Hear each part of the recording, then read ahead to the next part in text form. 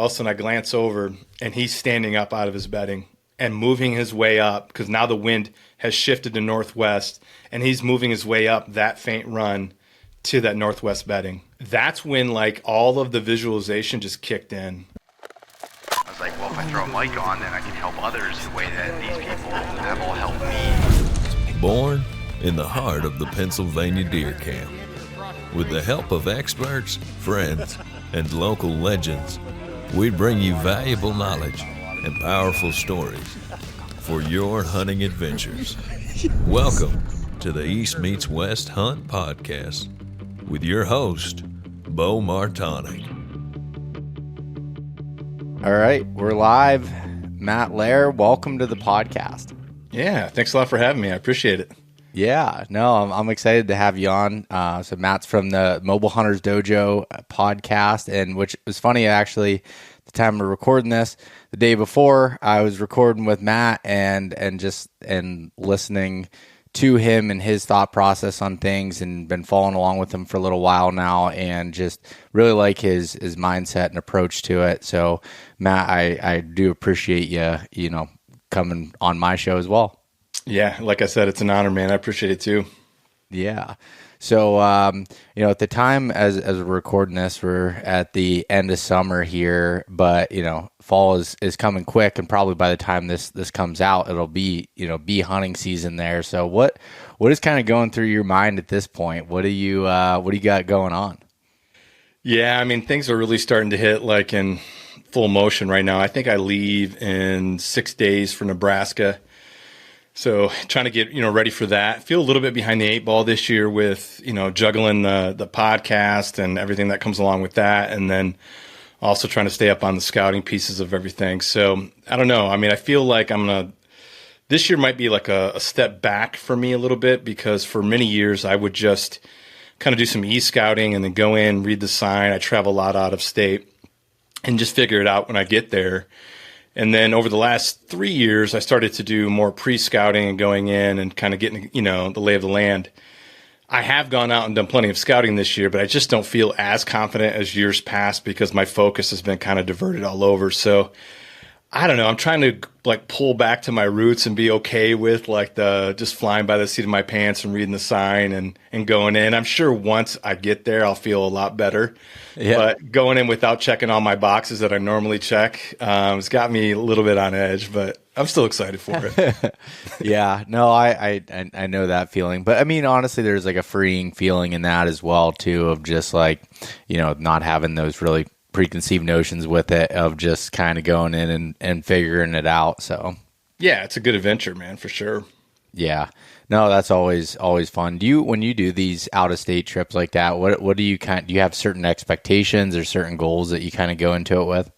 Yeah, I think I'm glad you asked that right off the bat too, just so everybody knows, I don't consider myself a big buck killer. I'm not someone with a lot of experience in that area, where I'll go after, usually my expectations 125, 130, and then I'll kind of bounce around that range upwards sometimes. And that's kind of been my MO with the going out and not knowing what was there, just kind of reading the sign when I get there and going in. So a lot of times, I think in the early years, I would feel like, okay, if I pass on this buck, I really don't know what else is out there. And I would kind of capitalize on the first good buck that would walk by. And I mean, for me, honestly, I'm really happy, or I was, and I still am in certain states and certain situations, shooting that 125 or 120 at times. And it was a ton of fun. I think that's the main thing, is I had a lot of fun shooting good bucks. And then when I was challenged by a good friend of mine, his name is Ross Graveling, and he's a real under the cover, big buck guy. I mean, he does extremely well. And he's like, Matt, I think you're selling yourself short. I know that there's bigger bucks than what you're killing out there, and you need to go in and press yourself and do the scouting.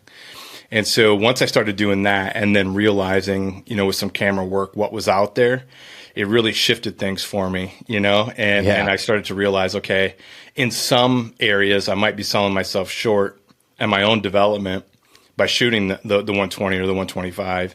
In other areas, I was actually spot on. There's certain parts of different states where it's that's going to be the bigger buck in that area. So right now, I mean, it's kind of all over the map. I'm going to Nebraska, and I'm like, dude, if a 120 full velvet walks out, I've never shot a full velvet. Like, I'm gonna let it fly, dude, and I'm gonna have fun doing it, and hard horned, I'm probably gonna lean more towards like 130 out there. Illinois this year is probably 140. Indiana, it's gonna be 120, right around that area. So I find like changing my expectations depending on where I'm going and even the situation. If I got a 3 or 4 day hunt, like I'm gonna lower that back a little bit in some situations just so I can enjoy what I'm doing, Yeah. No, I really like that framework for it. And that's very similar to kind of the way I go with it. It's like sometimes I'll go into new states and it's like, honestly, I don't even care if I'm hunting a big deer. Like, I just want to have fun with it and try something new and go with it, especially the first time into a place to do so. Like in 2021, I shot my biggest archery buck at opening day in PA, went to New York, never stepped foot there before. And my only goal was something that got me excited to be able to do so, and ended up, shooting one on the ground that was one of my smallest archery deer. But I had so much fun of seeing him feeding, sneaking through the timber, getting behind oak trees, kind of, spot and stalk almost, and or it was, but in the timber. And I was like just as pumped about that. Like, it was a lot of fun. But it's really dependent where I'm going and even the time of year and how I'm feeling. Like I like you said, do this for fun. Like I want to enjoy the deer hunting aspect of it and have that. Now, setting your goals higher as you do more is also like a really good thing depending on what's in the area. But no, that's a pretty cool way of looking at it and going into it, because sometimes if there's not, say the upper echelon of deer wherever you're going is a 140 to 150. Well, that might mean there might be one of them in a large area and you're going there for 4 or 5 days. Well, your chances of doing that are very slim. And if you're okay with that, then it is what it is. But I'm not at that point yet. Yeah, either am I. It's fun to be able to do so. But before we go into a little more detail there, I wanted to just get kind of a background on yourself, kind of who you are, where you're from, and then also what the Mobile Hunters Dojo is. Yeah. So, again, Matt Lehr. I'm from Michigan, born and raised. I'm a adult onset hunter. So I didn't get into hunting until I was like around 22 years old. I had a good friend who was a hunter, and he kind of brought me in and mentored me, him and his dad, and grew up hunting public land mobile from the get. So this is, I'm 47 years old now. So it's 25 years ago. And we were climbing, we're bringing the big climbers in and going out on public land. And these guys were always, at least here in Michigan, they were like, hey, we got to go back, cross the water, go deep. And they really knew their stuff. And I was just kind of fumbling along with them for a long time. I didn't have much success at all honestly, for like 10 years. And part of that was this, definitely inexperience of doing it. The other part was I tried to hold myself to the standard of what I was watching videos of. So at that time, jewelry was huge, coming out with all their videos, and I'm watching them, and I'm thinking I've got to shoot, a big 130, 140. Back then, that was the pinnacle. Yeah. And I'm letting bucks walk by and does too. And I think not shooting those younger deer and shooting those does held me back in my development. And I wasn't paying attention either, because all I wanted to do was see the big buck. So whenever a deer came in, I was like, oh, not the buck. And I wasn't really soaking it in and learning. And that held me back for a long time. And then we moved into some private land. And it was phenomenal land, but I'm such a roamer and an adventurer. And that's how I got into hunting. The techniques that you use on a smaller piece of private isn't conducive to a guy who's going to be like running through the woods with a stand on his back and hopping up between everybody.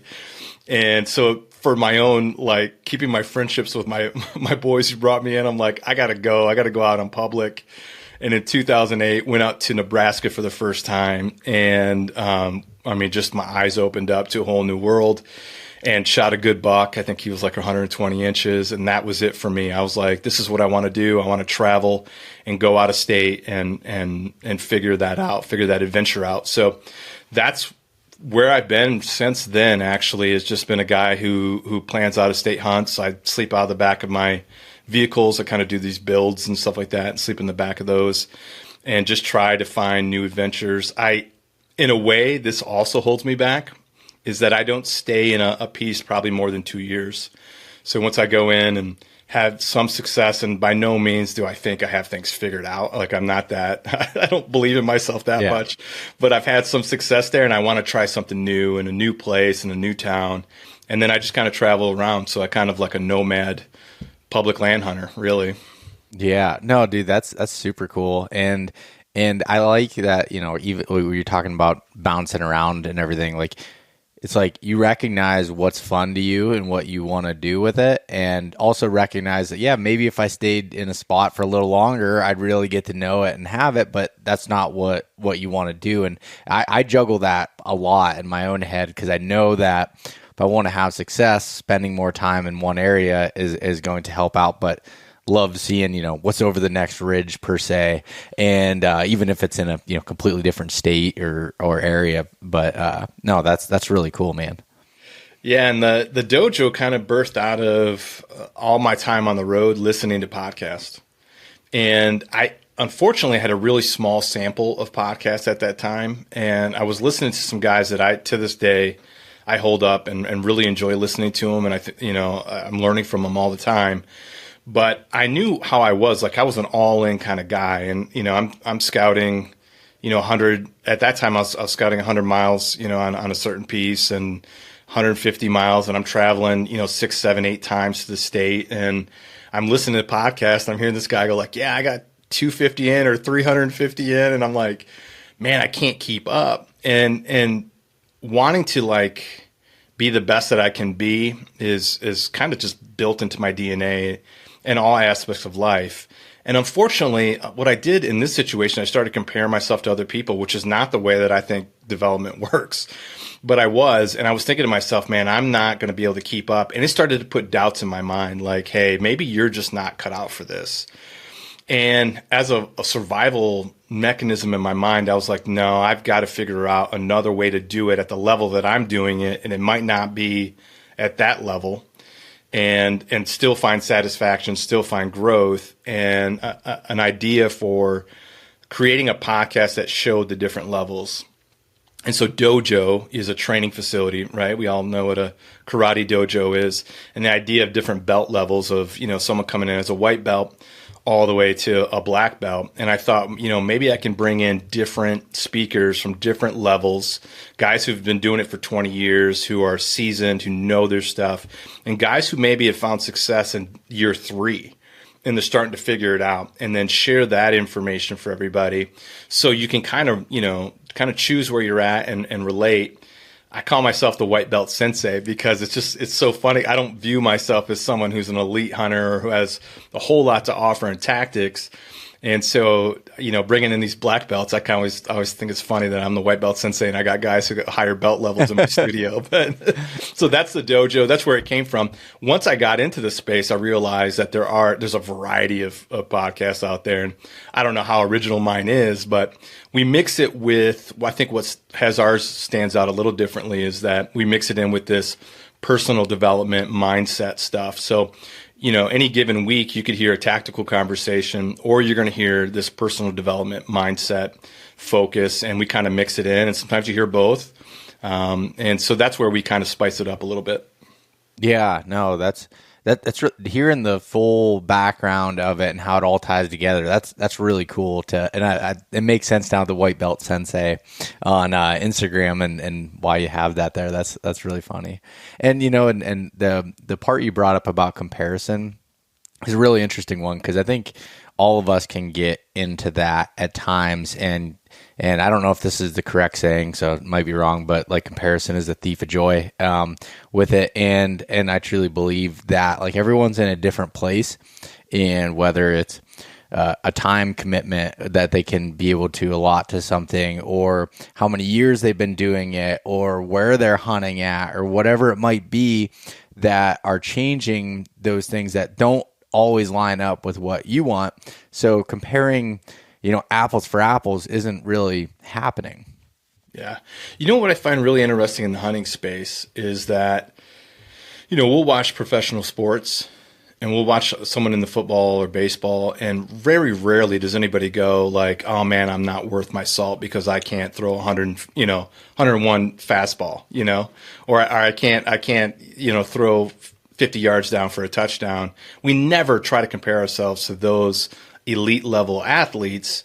But for some reason, hunters, and I found myself in this area for many years, immediately compare ourselves to the guy who's out there and operating on an elite level. And for whatever reason, it's hard for us to accept that there's certain levels to this game that certain people are like gifted at, and not only just gifted, but definitely do the hard work and everything. But you may be able to do the same amount of hard work, but it's just not going to click for you as it does, for Tiger Woods on the golf course. It just isn't going to happen. So why is it not okay that, Johnny Stewart can be the guy he is and I can't be as good as Johnny Stewart? And that's the pressure we put on ourselves. Nobody else is saying that to us, right? We're saying it to ourselves. And for probably, a good number of years in my growth, that's what happened to me, man. I was just constantly comparing myself to other people, and it robbed the joy out of hunting. And hunting was like in my DNA. Once I got into it, I realized like this part was missing in my life, but it was so miserable because I was like, I have to be this level. I have to be this good. And it wasn't until I kind of like broke my identity away from that did I actually, one, and start enjoying hunting a lot when I stopped comparing myself to other people. And then two, actually started killing more and bigger deer when I was more relaxed in the woods. And so that's also something I just really want to get a message out on a regular basis, like, is that you're right. Comparison is the thief of your joy. And you don't have to be at this level. You just need to be at the highest potential for you. And you need to work towards that. And if you do that, you can be proud of whatever you're doing out there.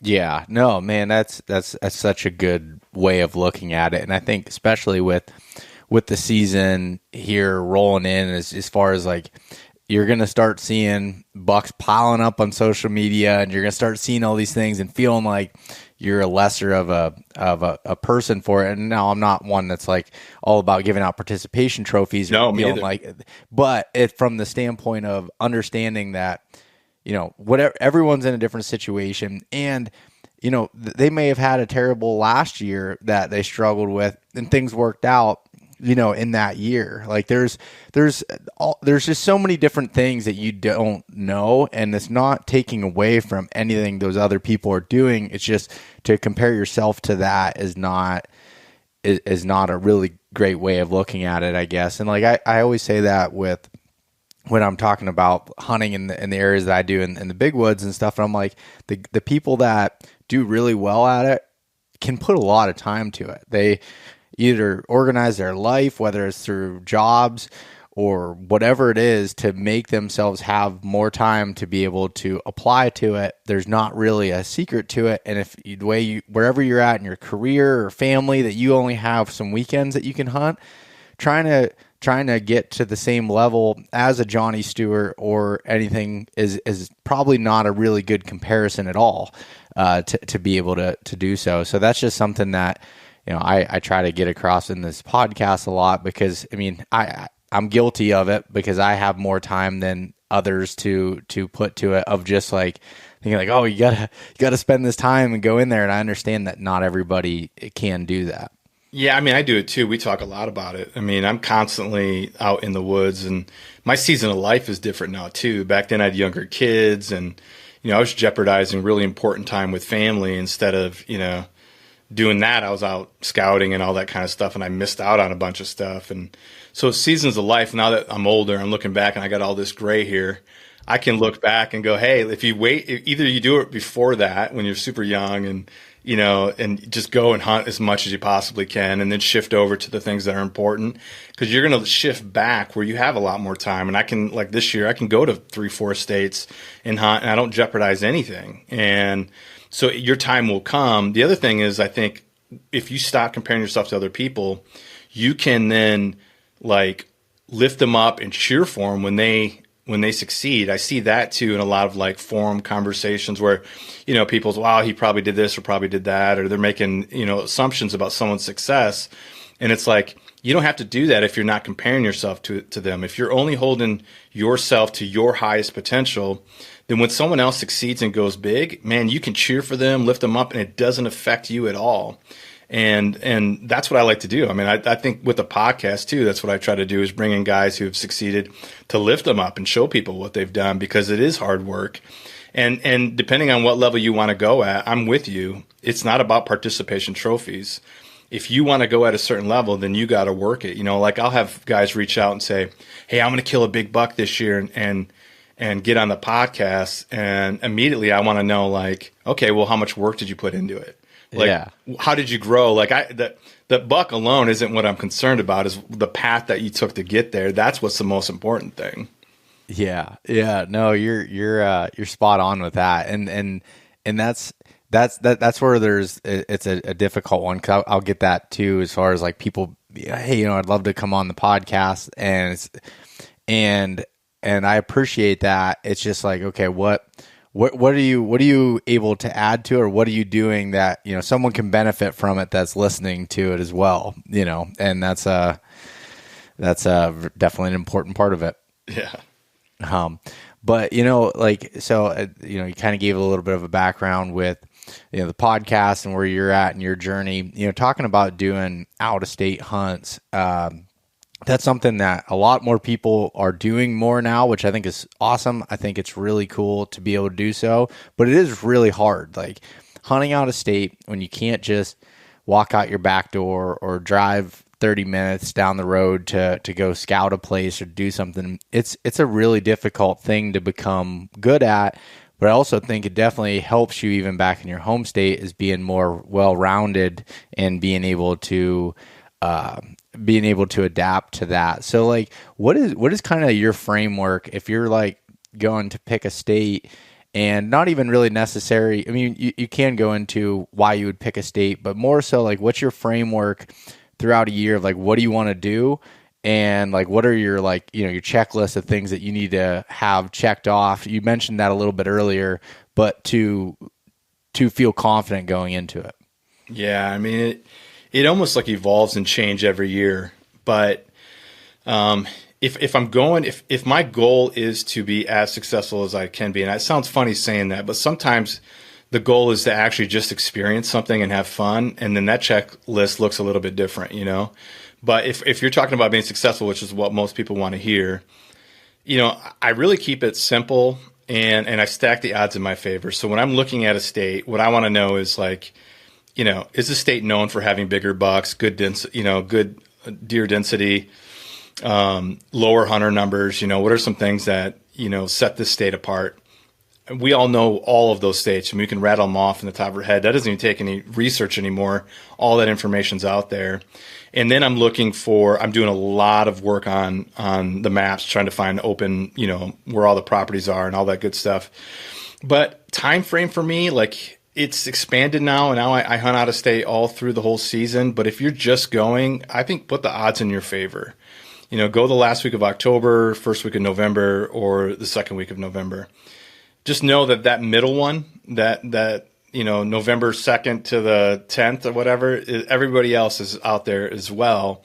But you have to also realize that it really doesn't matter. I think guys get messed up when they pull into a parking lot and there's 5 other guys there. But if you're in a state and it's got the right numbers, the odds can still be in your favor. But I really think a sweet spot is the week before or the week after that 2nd to the 10th. Then you're getting in, you're going to be by yourself, and those bucks are still moving. And that last week, those big bucks are still moving. So you may not see as many, but you're going to see some of the bigger ones. And then I'm really stupid simple. I go in, I find bedding. If it has a old scrape on it, has deer droppings, some, even if they're old rubs, I don't care. That's fine. And I'm sitting downwind of bedding and I'm trying to make it a pinch point. If I can bring a couple things together, like, a drainage on hillside with greenbrier where they're bedding and I've got some rubs up there, I'm going to park my butt for a little while there and wait for a buck to come through. I'm going to get into a pinch point that's connecting two wood plots, together, and just really simple stuff. And I'm not going to overthink it. One thing I do that is different, and I've actually had some guys who I respect a lot more than me, I almost feel silly giving advice, is now I go in and I'll go until I find, like, I actually bump deer. Like, I want to go in and maybe I'm not hard bumping them and maybe they don't even know I'm there, but I'm going in very slowly until I see deer during that rut time, because the rut can be happening on one side of the property and not on the property that you're on. And so I like to move in until I see deer. And then when I see deer, then I'm starting to put it together. And I'm usually moving in an area where I think bedding is based off of maps. That's it. That's all I'm doing.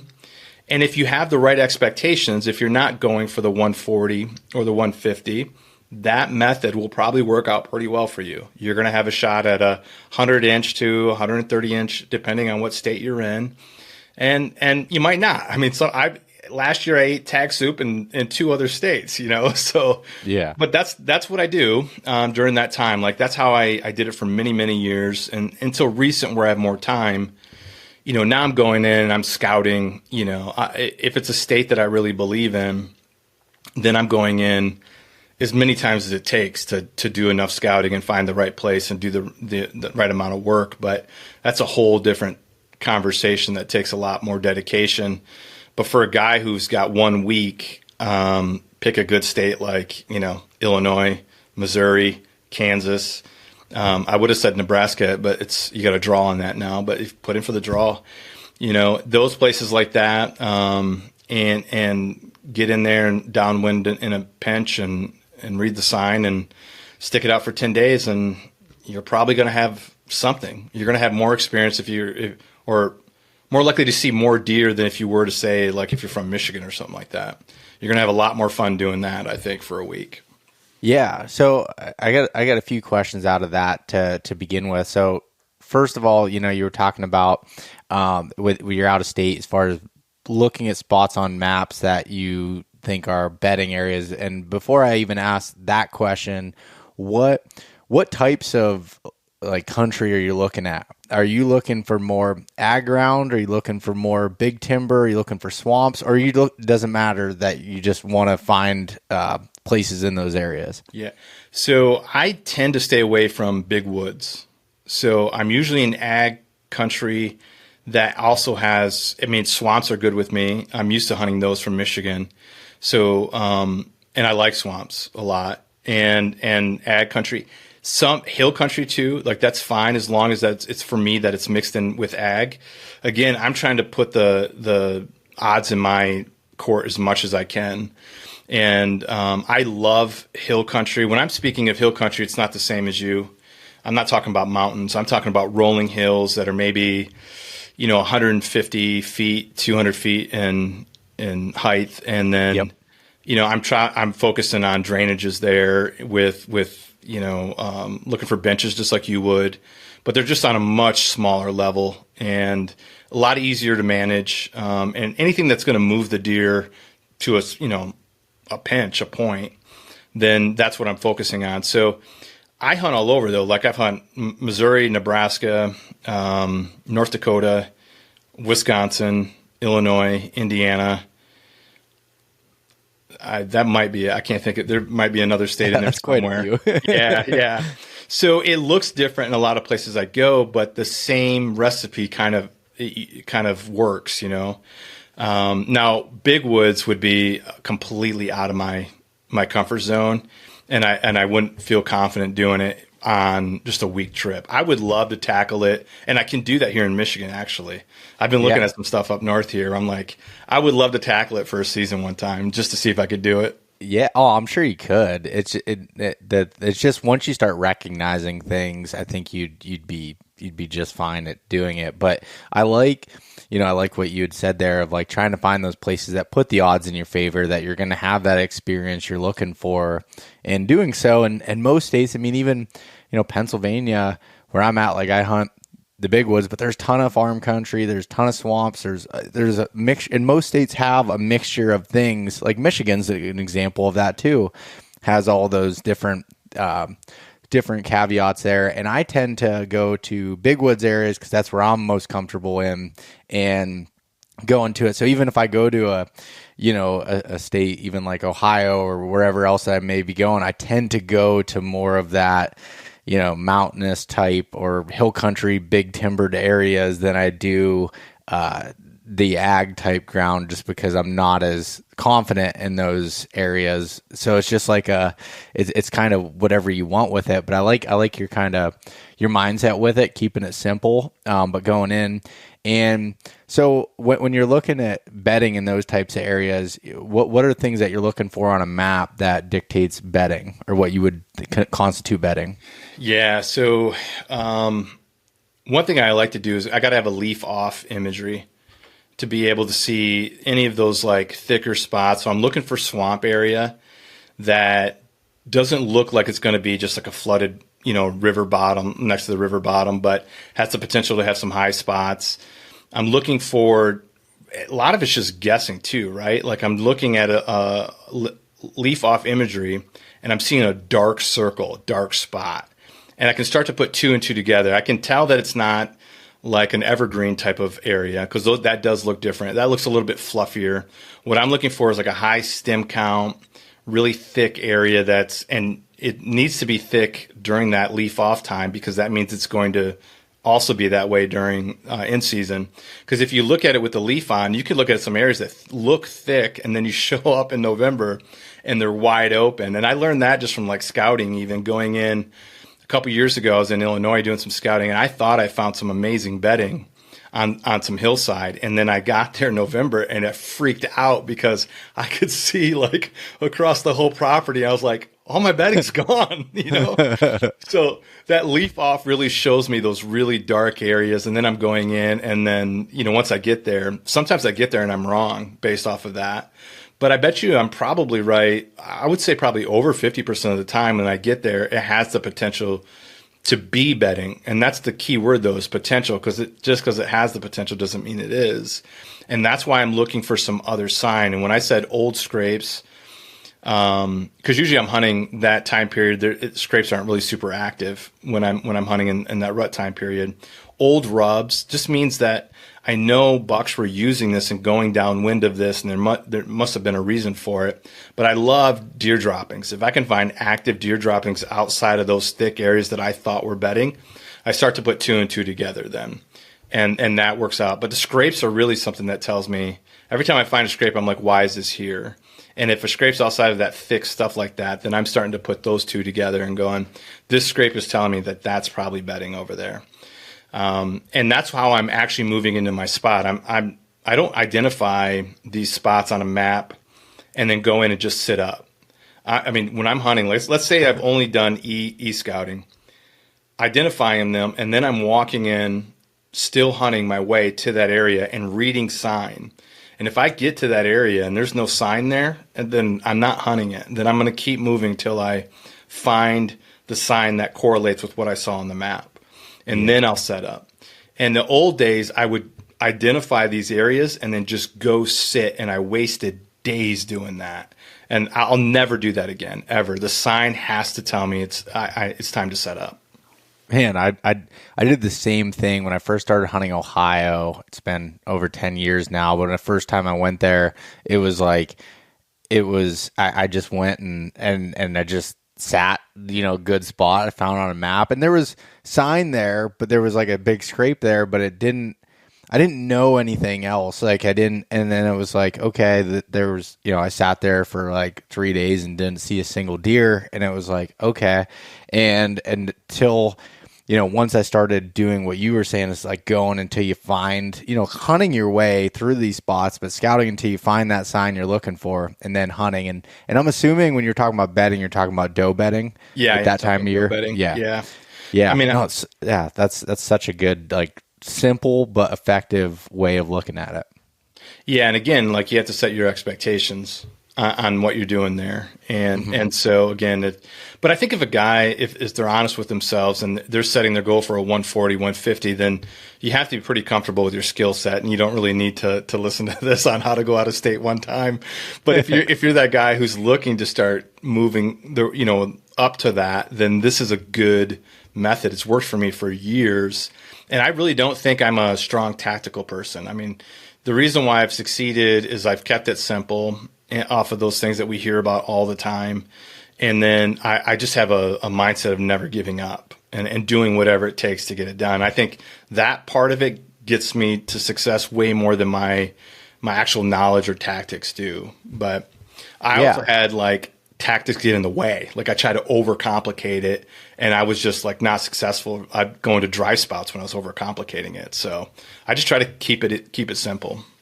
And with so when you're talking about, like, okay, you go and you park your butt for 10 days in the spot, is there a certain point in your area it's like, this isn't working and I need to move? Or how do you create that system in your head of like, when do I need to continue to be confident in this versus moving? Because that's a mental thing that all of us struggle with, I believe.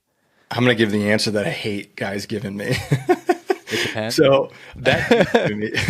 Sitting in the spot for 10 days, that used to be me. So I was talking about like what I would do if I was just starting off new. Yeah. Like the way that I am now, I'm rarely in the same spot more than a day or two, actually.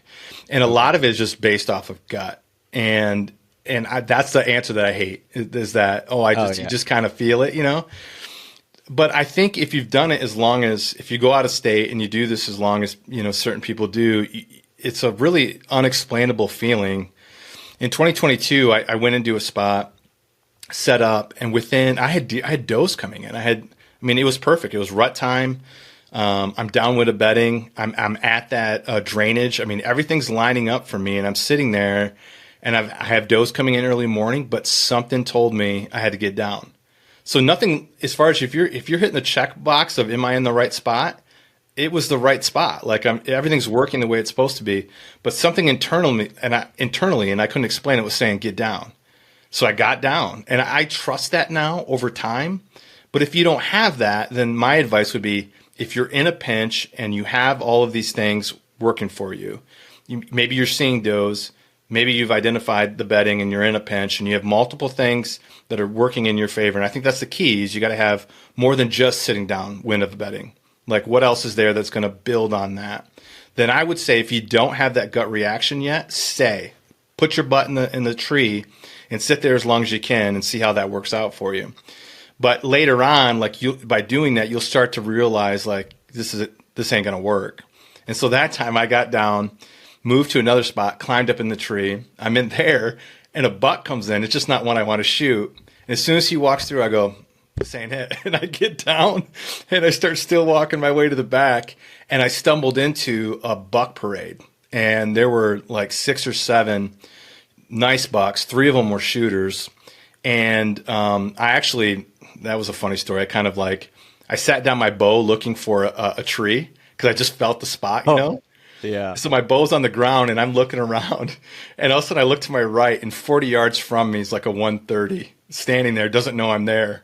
And I'm going down to reach for my bow, and he starts to like walk away, and I'm like discombobulated, and I can't like get it all together, and I'm frustrated. So he walks away, and I go, okay, I just got to get in the stand. So I just climb up in that tree that I'm in, and I watched a buck parade for the next 2 hours, 60 yards from where I was at. And then moved at night, let them walk through, move my spot, set up the tree that I needed to be in, left, and came back in the morning and killed the next day. But it was that process of just going off my gut, going, this ain't the right spot, and moving that got me to the place where all of the action was really happening. Mm-hmm. And that's that thing. It's hard to explain. I've yet to have anybody who goes off that gut be able to tell me like, how do you know? Yeah, no, and yeah, I won't even try to ask you that, because I know that feeling with it. And, and that's something that, even just you saying that, that's something that probably I could use even in the home states more times. Cause sometimes like during the rut, like I know places that are going to be good, but I go there and just, cause I'm like, all right, it's going to happen at this point. And then sometimes it doesn't happen the way it's supposed to, but it's like, if I would have just, having all that pre-scouting knowledge in there, just started going to these different places until I started bumping into deer, until it started feeling right, then make it happen versus just, going off that scouting and that historical part of it, just to amplify that gut feeling a little bit more with it, or that confidence part of it a little bit more. Because like you said, like once you gain that knowledge, like you start to become more efficient with it. And like one thing I've noticed with me personally is like, once I figured out some of that stuff with out of state, I shouldn't say figured it out, but once I recognized it myself of like going until I find where I feel like I need to be and setting up, when I used to hunt Ohio during the rut, it was like 3 years in a row, I shot a deer within the first 4 hours of being there. And then I stopped hunting it during the rut, but it was like, there was just a different framework. Like I had pre-scouted those places, but then, kind of went, and at that time I was using a climber. It was the last time I hunted there during the rut, but I'd like go with my climber on my back until I got to those spots that felt right, and then climb up into the tree and be good. And, a lot of times during those types of hunts, and most of those were like first into the second week in November. Yep. And I would smell it. Like when you just smell rutting buck or just like a strong deer, when I smell that, it's like, okay, this is good. Like this is super good. That's one of the things that really tips me off on a place when I get that smell. Yeah. When I'm scouting, that's how, like, it tips me off to bedding. Yeah. That I get that smell and I'm like, man, I'm standing in the bedding right now. And I know this is bedding now. Like at that point, I don't even have to look for, hair. It's like, it's strong. And that was this in Illinois this spring. I was hitting these spots and I'm like, it almost smelled like it was still rutting. I'm like, this is strong in here. This is great. But the funny thing you said about your home state is, dude, I do the same thing. I come back here. I don't hunt anything like I do when I'm out of state. And like in the last recent years, like I've been getting it done in the first couple of days out of state in some places. And then I come back here and I'll dabble in it. And I just go back to kind of like the old way of thinking. Like I know this spot will heat up and then I sit there and I'm not using the same instincts as I do out of state. And I'm much more aggressive out of state, which is funny because I'm not afraid of blowing things up here because I only dabble in Michigan because I'm hunting so much out of state now. But I really need to bring that in to my home state and hunt the same way as I do out of state. Yeah, no. And I think like, your strategy with, really only sitting like a day or two in a spot, like I feel like that is something that is for me, it's very dependent on what the situation looks like. So, if I were to do that, and I've done that in Pennsylvania, I'm not successful at it because the deer density is low enough that you just might not be giving it enough time to be able to do so, versus you go to an area that has a little bit higher deer density, you should be seeing something in that time period to make something happen. Or if you have a shorter time frame to be able to hunt a week or so that you're there, then it's like probably should be a little bit more aggressive as far as, bouncing around. But that's a constant thing. I feel like none of us will ever get that fully figured out. Otherwise, I think maybe Andy May has, but other than that, again, we don't compare ourselves to others. Yes. I can see myself sitting more than that, though. It's just been in recent years that I move more often. I think it's because I'm older and I'm like less patient now. and I'll do that until it doesn't work for me. And if it doesn't work, then I'm going to switch back to like going back and sitting in a pinch. I think it's important not to like think that one recipe is going to work always. And that's why I said, like, I feel like I'm evolving and my checklist is changing every single week or every single year. And I don't know how I'll feel this year when I get in there, and based off of what I see and where I'm at.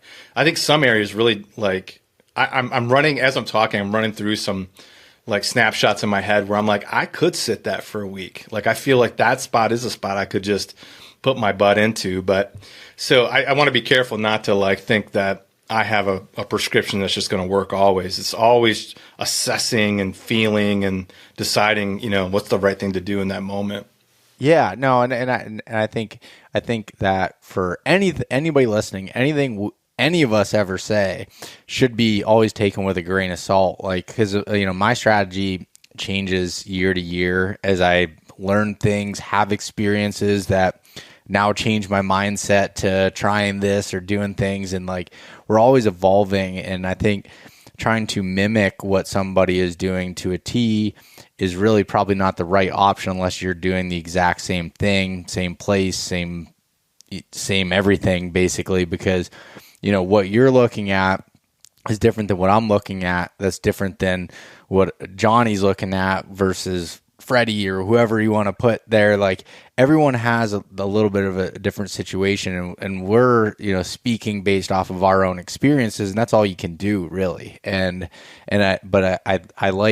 really do like your approach to it and going in there, because it can be kind of it can be an overwhelming thing going on an out of state hunt and going in there and not really knowing what's going on. And I think another part that you brought up about the timing, and I would agree with you as far as that 3-week time frame, as far as going, if you only have, X amount of time. And I've actually avoided going that first week in November since 2017 or 18, the last time that I did that in Ohio, just because pressure had gotten so bad. But what I've learned now, and I wouldn't be as worried about doing it again, is just that you just need to have more spots. Like you need to have more places on a map identified, more locations to check out. And if things do get, if things are really crazy, but then also what you said, it's like deer are running around a little bit crazier, and that pressure probably isn't impacting them as much as it's impacting yourself and how you're mentally perceiving it. Yeah. And you just play off the pressure too, like sometimes it's helpful because they're keeping them out of certain areas because all the pressure's in one area. You just got to make the adjustment. It's all about adjustments. And that's where the mindset piece comes in, is that, are you going to let that, whatever it is, the weather, the people, the deer, dictate your ability to succeed? Or are you just going to find another way? And that's where, like, I've really started to lean towards, was like, I'm just not going to let these outside influences, meaning outside of what I can influence, bother me. I'm going to figure it out and just keep pushing, And I think that has probably been one of the most, like, things that have made me successful, is that mindset of being like, I'm just going to keep going. Even my own lack of skill, I'm going to keep pushing and I'm going to keep figuring it out. Yeah. And okay, so when you go on these trips, and you were talking about, and I've seen where you have some videos and stuff talking about, how you're hunting them as far as camping or staying in a place or whatever. And I'm just curious, because I love this kind of stuff and diving into it. But like, what's your main thing? Are you renting an Airbnb? You going to a hotel? Are you living out of your vehicle? You setting up a tent? Like, what's your kind of ultimate deer camp on these types of trips? Yeah, I tend, most of the time I'm sleeping out of my vehicle, and I've learned to make it really comfortable and nice. So over the last, 3 or 4 years, I had a truck with a topper on it, and then in the back I built a bed. And the mattress I got, though, was it was a narrow twin. You can look it up on Amazon. It's a narrow twin, but it had a pillow top and like a memory foam with springs. So it's like I was like sleeping in a 4-star hotel, man. It was awesome. And I put it up on I made a frame for it, and then I've got a small plastic dresser in there with all my stuff. And that's where I think people focus sometimes too much on gear and not enough on deer. But where I do put a lot of focus on is like having the things that I need. So when I come back to the site and I'm going to sleep or I'm eating, that I'm feeling it's recharging me. I'm feeling great. I did it the old way back in the day where I would like sleep in my back seat and just try to make it work. And if that's what you got to do, then do it. Else you're not going to go have the adventure. Then do that. But if you can, do the work ahead of time to make sure that you have everything you possibly need that's going to give you comfort when you get back. And I kind of obsess about that kind of stuff. So my truck had like 248,000 miles on it. And the tranny blew on a trip to Illinois scouting this year. It's funny because I had to nurse it all the way back to Michigan. That's a hilarious story. But so I had to like go get something new. And for whatever reason, I was like, I'm kind of sick of a truck. I'm going to get a 4Runner. So I picked up a 4Runner, and I looked at the back with everything laid down. I'm like, oh, it feels like my truck. Not even close to the same size. So I had to redo like the whole back end. But I actually think I have it figured out now. I've been testing it out. And so I've got a whole new system to sleep in the back. I love that. And I'll stay at a campground, though. And that way there's like, a shower and just feels a little bit safer. And I sound like I'm a sissy, but I sleep on the side of the road in a Walmart. I don't know. I don't want anybody knocking on my window or anything like that. I get that. Yeah. So I go to campground but if I need to, I can go completely off grid. I've got, in fact, I took a shower in a parking lot not too long ago when I was scouting. I have all the stuff that I need where I can just pop up and do it right there. But that's how I do it. And the reason why I do that, sleep in my vehicle like that, I used to have a trailer and all of that, but it was a hassle if I had to move. And I want to move. Like if I hit it, like I will literally move across the state that I'm in.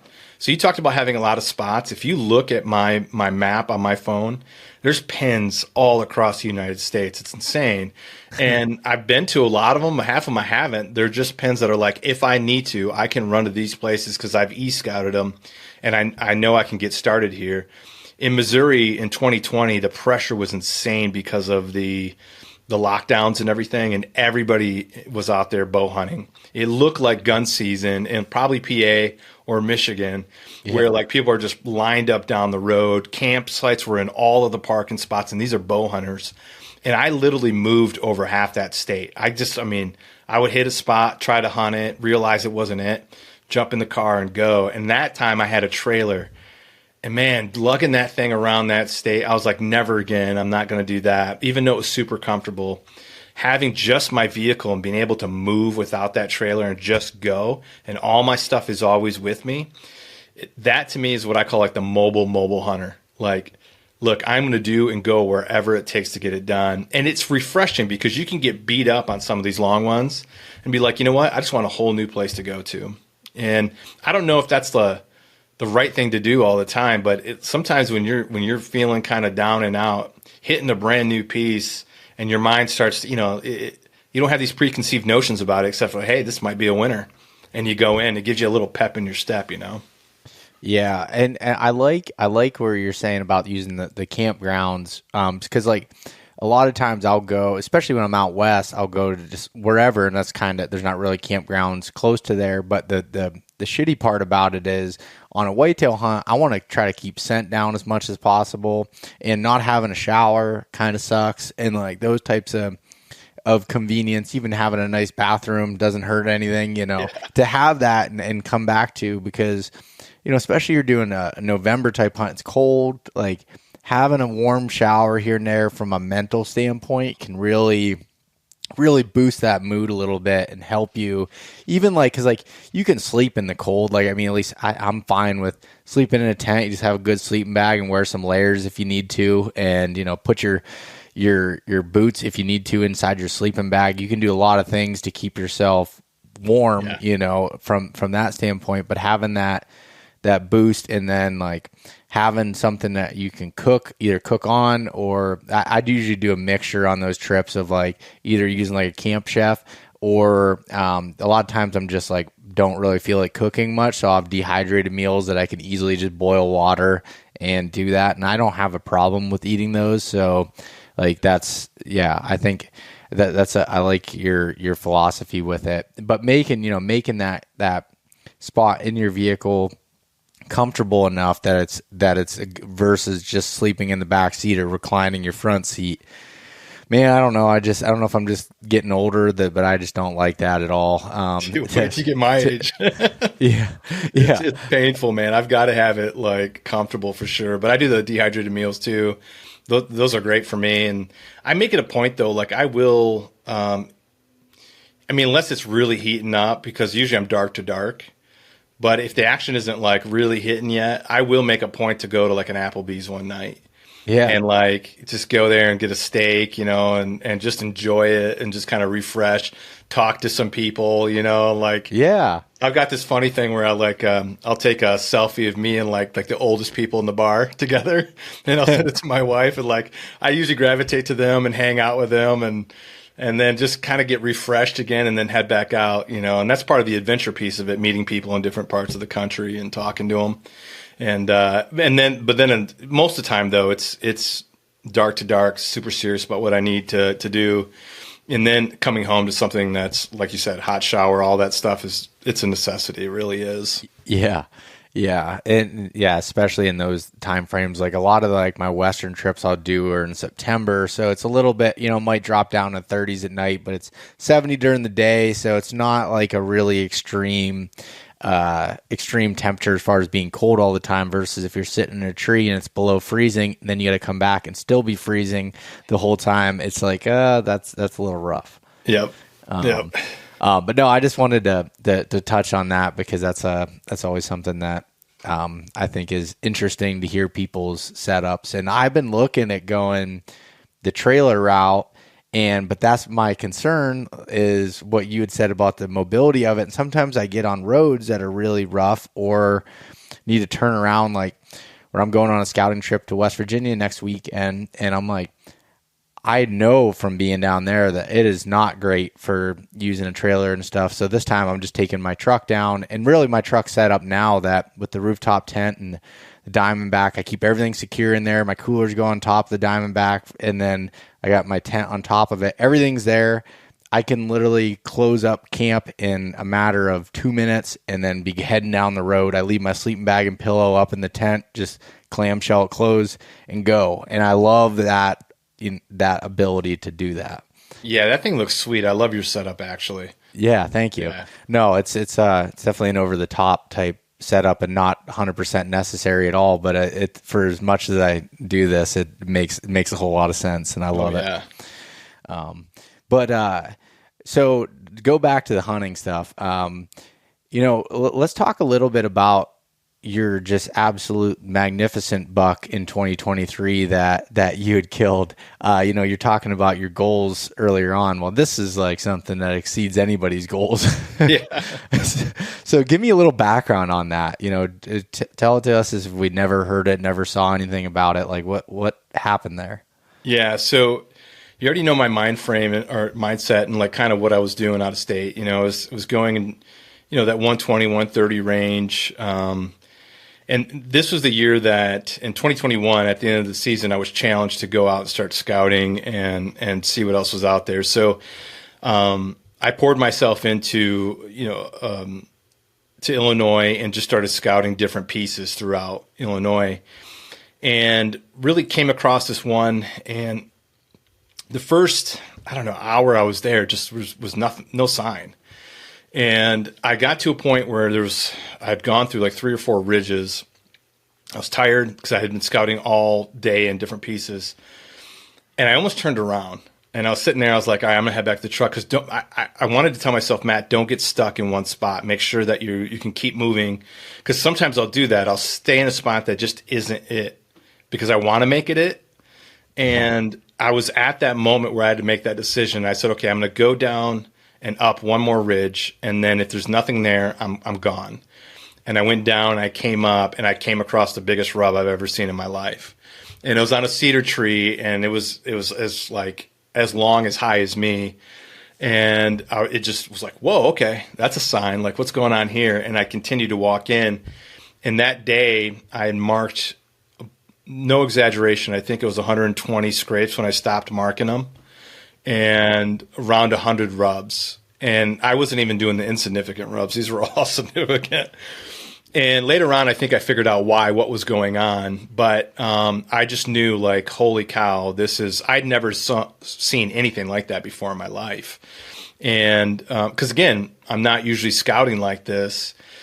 And this is my first time to Illinois, by the way, too. And so I just was enamored by the sign and realized, okay, this is where I'm going to kind of commit to. And I came back 6 or 7 times, and I started to lay cameras out. And that wasn't the first time that I really started using cameras for intel. And I felt like if I'm going to spend this much money on this hunt, because Illinois is expensive, it's $500, you know, then I'm going to go all in, everything I have, and just make sure. Now, I did lay cameras in other locations just in case this one, either the pressure was insane or just fizzled out. And so over the summer, I was going back and doing all the scouting. And one day in, I think it was August, I'm driving with my wife, and my phone goes off, and I pull up, and it's my cell cam, and I've got this photo of a buck parade moving down actually, I don't even know why I put the camera there. I think I had an extra camera. And I was like, it kind of looks like a pinch. And I threw it up. It wasn't a lot of thought, you know? Yeah. And it was just off a cornfield. And there's this buck parade, and there was this mega in the front. And it was the biggest buck I'd ever seen in my life. He's in full velvet. And he had junk coming off of everywhere. And then way in the back, you could barely see it, was another mega. It was another big buck. And I'm going, man, these are the biggest bucks. But this is something I think is really important to hit on. I looked at it and I showed my wife, and I was like, holy cow, look at that buck, you know? Never once did my mind go into, that's my target. And the reason is because it's funny, as much as I'm into development, setting goals, and I've done that my entire life. In fact, my career was based on creating development programs for individuals who were homeless, helping them reach their fullest God-given potential. That's what I did forever. That's how much I believe in it. And everywhere I've come from to the point that I am today is based off of that premise. But I just went, that's not the kind of buck that I kill. It's out of my league. I'll never see that buck. And I just didn't even register to go after him. And then all of a sudden, what he was doing was transitioning off of that cornfield back into bedding where he was going to stay. And I started catching him on some scrape cameras that I had back there on a regular basis. And the thought of, won't that be nice, or wouldn't that be nice if while I was out there I saw him, that was about as far as my belief system went with him. And then October 4, I'm here in Michigan climbing up into a tree, and my phone goes off, and I reach down and I look, and it's him at 4:00 in the afternoon hitting the scrape and moving through that area. And I'm like, all right, it's season now, and he's hitting this at 4:00. He's still daylighting. And then I was like, I got to go. Then it clicked. All of a sudden, the switch hit in my head, and I was like, what am I doing? Why am I here? I literally climbed down out of the stand.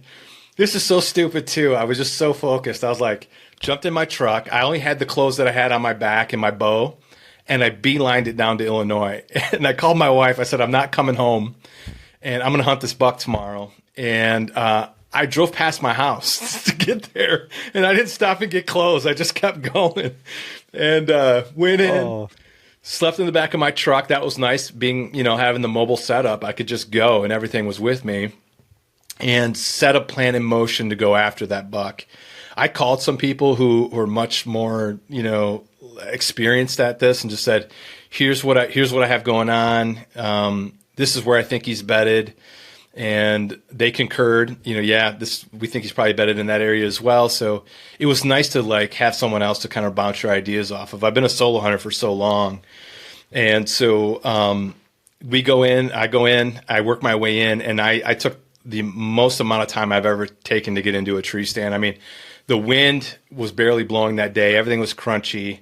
And I remember the last 100 yards, it took me an hour to move, because I would only move when the wind was blowing, because only thought was that he's bedded right next to this scrape, and if I make one wrong move, then it's over. So I get in, I set up, and he ends up coming in and busts me at 50 yards because he was actually not bedded off the point, but he was bedded off the drainage further behind me, and my wind was actually cutting that way. Oh. Yeah, and I could see him come in, and I knew the wind was going to get him before I could, and sure enough, he caught it and was ghost after that. And so that started the journey on trying to figure this buck out and to get him. He ended up going one second. Was that 2022 or 2023? That's 2022. Okay. All right. Yeah. All right. Good to know. And so he ends up going ghost, and it's probably because I put too much pressure on it and started and I was making mistakes because I didn't know where he was at. I didn't know how he was using the terrain. I just had him on camera multiple times, but I couldn't figure out what was going on. And so I went back in the rut. I ended up shooting a different buck, and I just didn't see him. So the following year, I left my cameras out. I came back in February and started collecting my cameras. While I was out there, I went back to that situation where I was hunting him, and I noticed a faint run. I was sitting off of like a major run, and I noticed when I was out there this faint run that kind of went around the point and kind of just, it's hard to explain over here, but the point is it just went a different direction and dropped down off that point than the main run does. And that main run was hit by does and smaller bucks throughout the whole year. Even good, I mean, there were 140-inch bucks on that run, but he wasn't actually using that run. He hit that scrape that day, but he wasn't using that run, and I thought he was. And a lot of my strategy was set up off of that run. And as I was walking around, I went to the drainage, at the top of the drainage, and I found his bed. I mean, it was just a giant bed worn out to the ground. And from there, I sat in the bed, and I could see why he was sitting there, because if you were going to hit that ridge from where the parking was, which, by the way, nobody was hitting that ridge because it was a nightmare to get there. I mean, it's painful, and nobody was going back there. And I ran cameras enough back there that I knew nobody else was going back there. But if you did, you would come from that direction, and with a northwest wind, it would blow that wind right down into the drainage and suck right to him. And if he sat at the top of that drainage, he could see all across everywhere else. And it was a perfect setup. So once I saw that and I saw that run, what he was doing was he was coming around the ridge point and dropping down into the river bottom. But on the northwest wind, that meant he could get the wind from the other side of that hill, right? Mm-hmm. So I knew if I got on the other side, if I could find a way to get in there without him seeing me and getting into where the wind would actually be in my face. A lot of times I try to set up where the wind's kind of cutting, towards them as much as they can. But in this one, because he thought that wind was coming over top of that ridge, that he could smell everything that he couldn't see, there's no way he could ever smell me. I realized that in that moment, and I started to just work my way in February around trying to find the best way to get in, and I was wind mapping and finding out how the wind rolls through that area. And I felt like I had figured it out, how to get in without him seeing me. Without a map, it's really hard to explain all of that, but it's miserable. I'll tell you that. And so I went and pulled my cameras, and I found him. He was still in February. He was still there. He still had his rack on, so I knew he made it through the season. And I just started obsessing about him. And something that you and I talked about on my podcast was this visualization practice. And for 10 months, every day, I just visualized what it would look like and how I would set up and how I'd walk in and where he would come from and what the weather would be and what I would do to make my strike on him. And I knew that he responded to pressure. Like he went ghost on me just with the little bit of pressure I put on him. And so I knew I had one, maybe two shots at him, and that was it. And so that was it. And in the back of my mind, that was my focus for 10 months. And everything I did with how I set up, how I shot my bow, all was based off of that. In fact, I literally shot the strings off my bow, trying to make sure that I had a specific shot down. And I just started obsessing about it. And this part is my personality, is that once something clicks in my mind and I feel like I'm going to go after it, then I'm going to obsess about it. By no means, and I'm going to stop here really quick, it's really, even talking tactics with you is really uncomfortable for me because I just don't look at myself as that kind of guy. I view what I do as I found success, but it's on a certain level. It's not on this high elite level, right? And so talking about this buck, I don't think this qualifies me as a big buck killer, but I did figure this one out, and it was through a lot of work and a lot of obsessing. And so I made a plan. I decided the first cold front that comes into October, I'm moving in, and I'm gonna execute my plan. So the whole year goes by. October comes in. We're not getting any cold fronts down there. I'm not even going down there. I'm staying out of Illinois completely. I'm just waiting for this moment. And I had a trip planned with some guys to go public land hunting here in Michigan. And as the days start to approach, I start to see that they're getting a heavy rain down in Illinois. And on Saturday, they were going to get a 20-degree drop in temperature. And I'm like, it's all or nothing. This is it. And so I called my buddies up. I'm like, hey, guys, I'm not going to make the trip. I'm going somewhere else. And I head down there, and it's raining heavy, and it's supposed to stop at 4:00 in the morning on Saturday. And so I get out to the woods back there about 4:30 in the morning, and it's still raining. And it ended up raining until 3:00 in the afternoon. And so I worked my way into where I knew as the rain started to stop, I could make my move with the amount of time it would take to get in there. And it was a very specific route to take. And it would allow me. Now, the wind was wrong all day, but it was supposed to shift to that northwest wind, and that's when he beds up there. Okay. Every time, all my camera data showed me at northwest wind, that's where he was. And so I was waiting for that wind shift. And here's the mistake I made. I didn't take into account that he would shift bedding. Like, I almost just had in my mind that he was going to be in that northwest bedding. One thing that was nice, though, is I did find his other bedding. Now, I'm sure he had more than what I found. In fact, I know, because even as we were dragging him out, we found more bedding that we pretty sure was his. But I also knew he bedded down down in the river bottom. It's really thick down there, and there was another huge monster bed down there that I had found. So I was setting up in between those two beds. I wish I could say I was that good and considered that he was going to be moving from one bed to the other, but I didn't. That's the one thing I didn't take into account. So I move in, and I'm waiting for the rain to stop. As it starts to stop, I move into my stand, and I get up in my stand.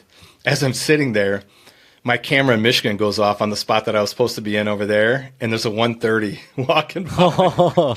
And so the spot that I'm in is a really awkward spot. It's where three ridge fingers kind of drop down and into a bench, and then the bench drops down into the river bottom. And the only thing there is this like half dead tree, and that's where I'm set up in. I'm kind of exposed. I've got a dead tree that's leaning against it, and so I'm kind of covered by that. But I knew like my movement had to be minimal, and I just felt like it was a silly spot. If you walked through there wasn't a ton of sign. It's just this faint run and this little tiny rub. And I remember walking in, I came across that rub, and I thought to myself, like, for whatever reason, I was like, this is his rub, even though it was the size of my thumb. And I'm like, he's just kind of hitting this as he's walking by.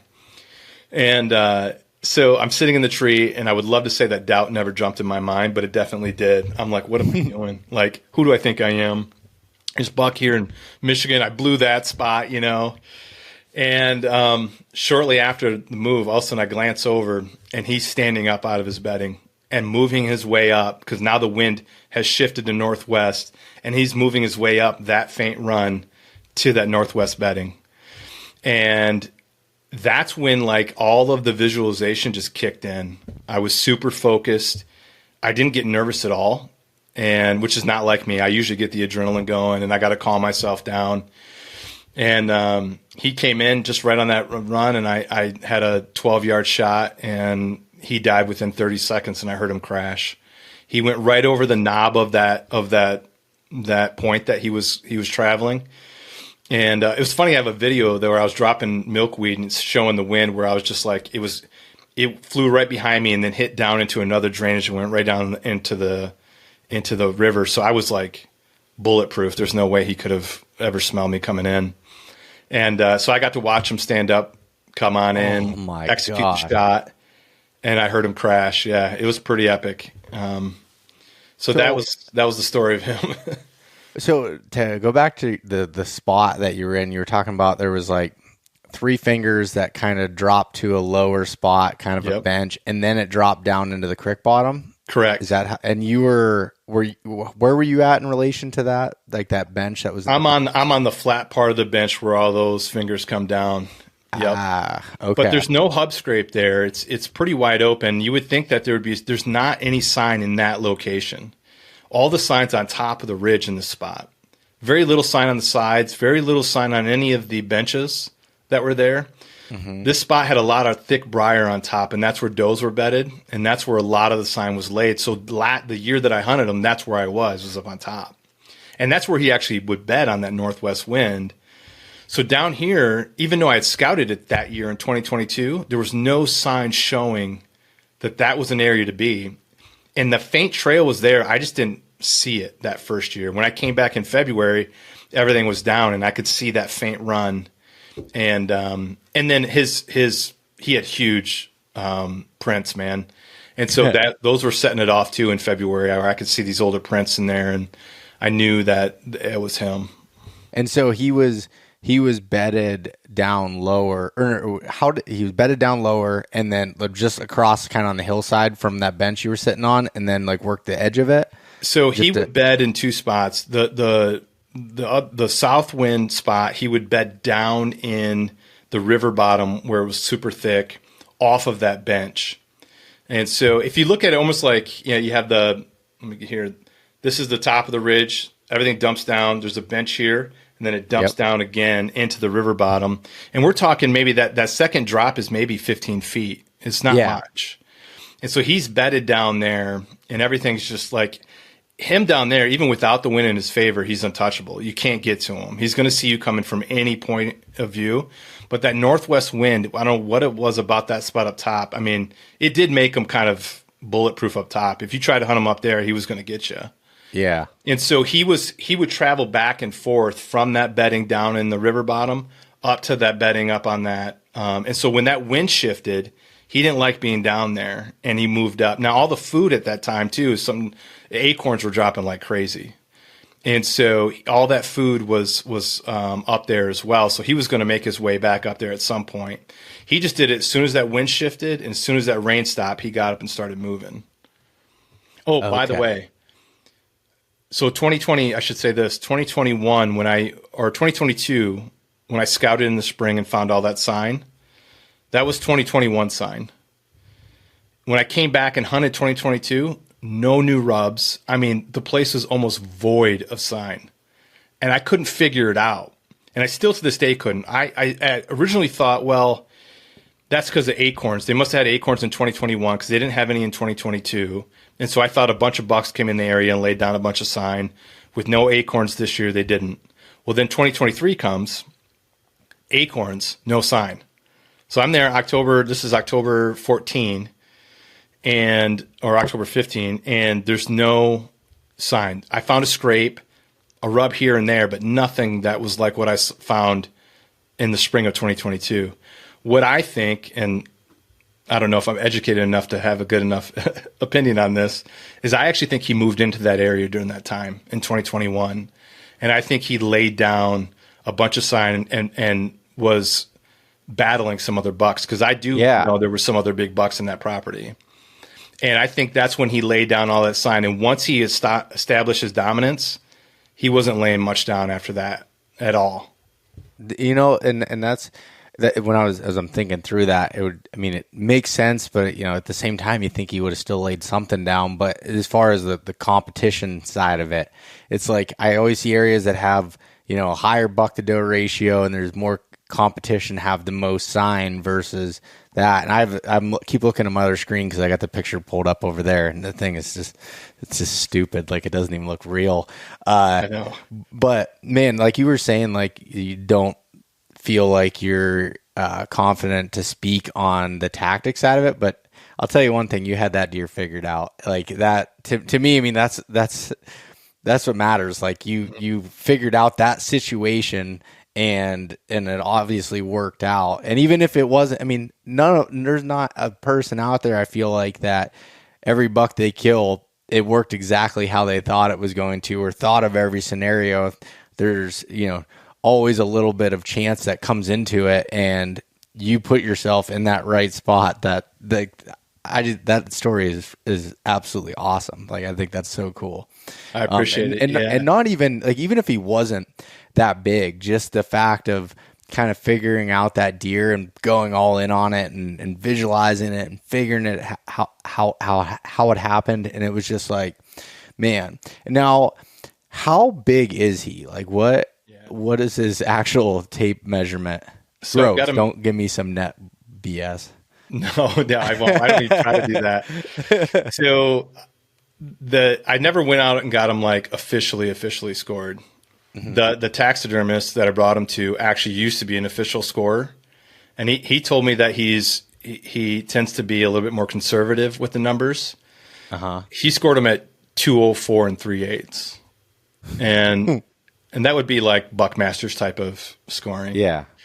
When we were doing it, we had him at 215, but I leaned towards the 204. And there's a really good. I usually don't talk about the number, honestly, that much. Yeah. Like, if you look at my original post, I mean, I have talked about it, but I try not to as much.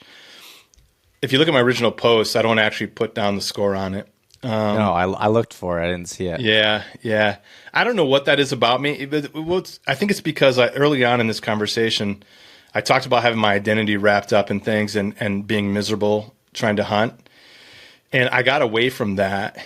And then I found a lot of success. And then I shoot this buck. Here's a really cool takeaway that I want people to hear about more than anything else about this. So I shoot it, and I'm talking to some people, and they're like, man, you're going to go viral. You're going to blow up. And by the way, I should say this too. The podcast was already in creation before I killed this buck. But people are going, hey, now your podcast is going to like blow up. You're going to be signed. You're going to be pro staff, all this stuff. And it got like 325 likes or something. Like, not a lot of likes at all. You know, I don't know how many's on there right now. I haven't looked at it in a long time, but it's not a lot. And a month and a half later, a guy walks out in the woods in Iowa, and everybody told me, oh, this is going to be the biggest bow buck of the year. They thought for the year that would be the biggest public land bow buck. Month and a half later, a guy walks out in Iowa, climbs up with his climber, and shoots a 215-inch buck. And it's like, well, my reign was a month and a half long. You know, like, and so if my identity was wrapped up in this thing and I felt like that's what made me, I would have been crushed. But because I got away from that, I feel super grateful and really love the experience. And there's a lot of things that came with that. I had some people reach out and they drove 6 miles to help me drag it out. And there's this great friendship that was formed over this whole thing with them doing that. And but I would have been crushed if my identity was wrapped up in this thing. And I think that's just my cautionary is I remember how miserable I used to be. And I don't want anybody to be miserable like that. So make this about you and about, you know, being the best you can be. And don't worry about what everybody else is doing. And don't ever let like something define you that's not you. Like, I don't know. It's a little bit of a pep talk, and everybody's probably like, shut up. I want to shoot a 200 too. But I get it. I would have thought the same thing. But I'm serious. Like, it doesn't make me who I am. And I don't mind talking about it. But the main thing I want people to know is that it's just, just don't put your worth on that. Because somebody else is going to shoot a bigger buck like that guy 6 weeks later. Yeah. And it's really funny you say that because there's been multiple scenarios in my life where someone's like, oh, if you shoot this deer, like you're gonna, you know, just everything's gonna blow up. And it's like, that's first of all, no, it doesn't happen that way. And there's a lot of people killing big deer. Not saying that there's people doing what you did or anything like that, but there is. There's a lot of big deer out there, no matter how it's done and everything. And the way everyone's brains are trained now with everything's quick. You do something bad, you're thrown down quick, but someone forgets about it a week later. You do something good, same thing. Yep. Praise there at the beginning, and it's not anything. So it's like doing it for you and what you want is that, like, the way you explained that was, I thought, a really incredible mindset with chasing something like this. And it would be difficult, like chasing a deer like that. Like, I've never chased a deer that looked anything like that to you know, just get wrapped up in it from a standpoint of man, if I don't shoot this deer, am I going to be, demoralized? Like, how does that work? And honestly, like, man, I'm really pumped for you that it did happen the way that it did. And like, that's an absolute dream deer. And the inch size thing to me is just to give people, even that are listening, just a frame of reference for what this thing looks like. How many points did he have on him? Yeah, I think 16. Like, again, not official. I'm just like touching every point there, but there wasn't any like little they're all tiny pretty ones, significant. So. Yeah. Just 16. He had a dagger dropping off the back, and then he has that drop right over his eye, which he broke one off. Like in that same spot, it looks like he broke it off early season because there's some velvet still crushed in there. But really, yeah, I think he lost a little bit of size from the year before. His brow tines, they've got those like turkey feet. Yeah, they were much longer, but he didn't have that dropping off the back or the front. That wasn't existent last year. He grew those this year. Really? So. Holy cow, man! That is so awesome. I think he just was old and just was set in his ways, And I've heard people talk about the older bucks are maybe a little bit easier to pattern them if you can find them, and this one was very patternable. Like he just had his method of operation that he enjoyed. Well, I mean, you can see even from looking at him, like that's just an old deer. Like it's just the way his body looks, and just like everything about him just looks like King of the Woods type thing that you dream about. So that's pretty awesome. And I think I already know this answer from talking to you, but what does that change anything from you going forward, or is this like somebody that's like that's a bonus? Right then, so a really cool moment here, really quick. So while I was in Illinois, I was kind of posting that I was there, but I wasn't telling anybody what I was doing. And a guy named Vince is Chasing Public is a sign on, and yep, him and I were communicating. I met Vince one time. We went shooting bows one time. We talked. Cool guy, liked him. But he would not have been the first person I would have ever have called around this buck. I had guys that, like really poured into me my whole life. Now, Vince was great, but he had reached out to me because he saw I was in Illinois. He goes, "What are you trying to shoot, a 11 point?" Talking about a spike. And I was like, "Yeah, I'm just not feeling it," because that 130 had just shown up on my phone in my other spot that I was supposed to be. And I was like, "I don't know, man. I think I made the wrong decision." He's like, "Nah, stick it out. You're good." Well, I mean, literally right after that conversation, that buck stands up, and now it's go time. I shoot him. So I'm out of my mind now after the arrow's released. So I couldn't think who to call, so I called Vince out of nowhere. And Vince answers the phone. "What'd you do? You shoot a 200? And I go, "Yeah, I think I did, actually." He's like, "Me and my wife are on our way down." I met this guy once. He jumped in his truck and drove 6 hours, and we didn't get that deer out till 4:30 in the morning. His wife was pregnant, and they videotaped the whole thing for me, all of the reaction. And then, like, afterwards, we went to Denny's at 4:30 in the morning, and then they got up the next day. And those photos that you see, the ones that are done well, that was them taking the time to make sure that those photos were there because they knew, like, this is a once-in-a-lifetime experience. They barely even knew me back then. And so it was just so funny, though, when he's like, "You shoot a 200?" I'm like, "I think I did." It's just a funny thing, man. Never thought I'd say that. But he asked me. He goes, "So what are you going to do now?" I said, "I don't know. Probably shoot a 120 next year." I don't know. Yeah. That it reminds me. In 21, my dad shot his biggest deer ever, and it was 170-inch deer on public land in PA, and it was like a lifetime goal, and that's what everyone was like asking him. And the next year, he shot a 120, and people were, not rude about it, but were just like, "Oh, Joe, I thought you're this, and a 120-inch deer in PA is a great deer. It's a great deer anywhere, but like," and he's like, that doesn't change. He's like, that deer made me focus on him, and I was all or nothing on that deer that year. But he's like, my whole life has been like chasing that experience that makes me feel happy about it. And he's like, I called this deer, he interacted to me, came in with his hair standing up, gave me a rush just like the other deer did. And he's like, and I when he had said that, and then talking to him, is like, that's I love that mindset, and I love that mindset that you have with it. And it's just like, that's not all of a sudden like, oh no, it's only booners or bust. But well, that would be miserable if that was the case. Yeah, I know, right?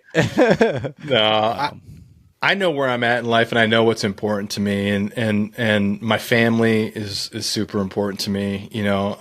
I put them aside to chase deer before, and it was a horrific experience.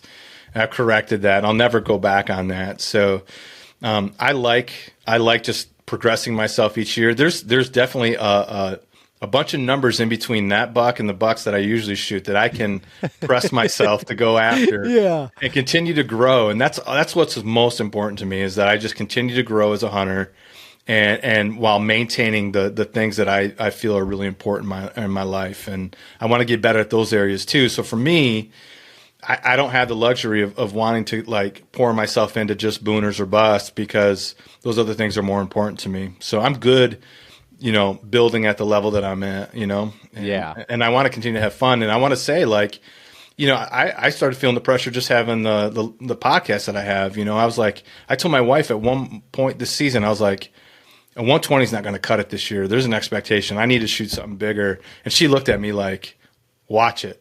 Like, don't do that. You're going to be miserable if you do that. And I'm like, whoa, you're right. So I got to check myself. It's not like it's just super easy not to want to go after and put everything you have into it.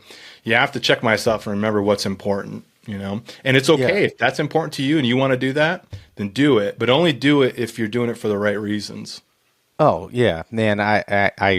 I 100% agree with you. And I think too, like from the podcast perspective, as someone that's been doing the podcast for a long time, I've felt those pressures and I've felt it. And then like one thing I've learned is just that it's like, even when you were interviewing me yesterday, I was talking a little bit about just doing what I want to do with, like, as far as how I want to hunt, where I want to go, how I want to do it. And it's like the people that are truly there, one, that they want to see you win, and they're there to listen to those conversations and do that. They're not caring about, the biggest deer that's out there, or they understand the expectation. I have a lot of listeners that are in Pennsylvania. 24% of my audience comes from Pennsylvania alone. And it's like, they're all like, man, I love that you're doing what we do. And it's like being able to see that. So it's just like, trying to balance that. And I think anybody that gets into this type of world, whether they're, doing it for fun, they're doing it